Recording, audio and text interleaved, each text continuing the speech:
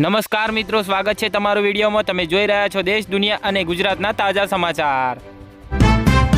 ગાંધીનગરના PDPU road પર એક વાહન પૂરપાટ ઝડપે દોડતી હતી અને મેટ્રો પાયલટ સાથે અથડાઈ ગયા હતા। રાણીપ વિસ્તારમાં ચેન સ્નેચિંગની ઘટના મળી છે, જેમાં ચાલકે દર્દીને નુકસાન પાડ્યું છે। વાઘોડિયા તાલુકાના જીરોદ નજીક એક કાર ડિવાઈડર સાથે અથડાઈ ગઈ અને ઝાડ પર ઊંધી। અકસ્માતની અસર એટલી ભારે હતી કે એક વ્યક્તિનું મોત થયું, 4 ગંભીર રીતે ઇજાગ્રસ્ત થયા।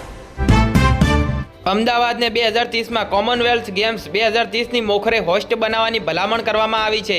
ગુજરાત માટે મોટી સફળતા અને આંતરરાષ્ટ્રીય માન્યતા। રાજ્યમાં વિકાસની કહાણીને આગળ વધારવાને કારણે વિકાસ સપ્તાહનું આયોજન કરવામાં આવ્યું છે, જ્યાં કોર્પોરેટ, શિક્ષણ, લઘુ ઉદ્યોગો સહિત વિવિધ વિભાગો સાથે પ્રભાવશાળી કાર્યક્રમો યોજાયા છે।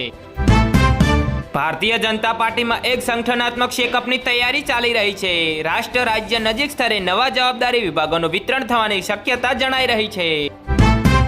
ભૂપેન્દ્ર પટેલની સરકારે મંત્રીમંડળમાં મોટી ફેરફાર કરી છે। 19 નવા ચહેરાઓને ઇન્ડ્યુક્ટ કરવામાં આવ્યા છે અને ખ્યાલ છે કે હર્ષ સંઘવીને ડેપ્યુટી મુખ્યમંત્રી બનાવવામાં આવ્યા છે। નવા કેબિનેટમાં જેમાં 26 મંત્રી રહ્યા છે, 5 મંત્રીઓએ તેમના ઉમેદવારી કરતા નિવેદનમાં ફોજદારી કેસ જાહેર કર્યા છે અને મોટા ભાગના કરોડપતિ પણ છે।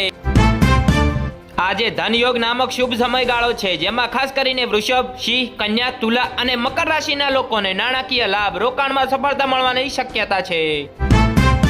બ્રિજરાજ સોલંકી નામના યુવા નેતા, જેણે ખેડૂત ભૂમિ સંકળાયેલા મુદ્દાઓને લઈને પોલીસ સાથે ટકરાયો હતો અને તેનો વિડીયો સોશિયલ મીડિયામાં ઝડપથી ફેલાયો છે।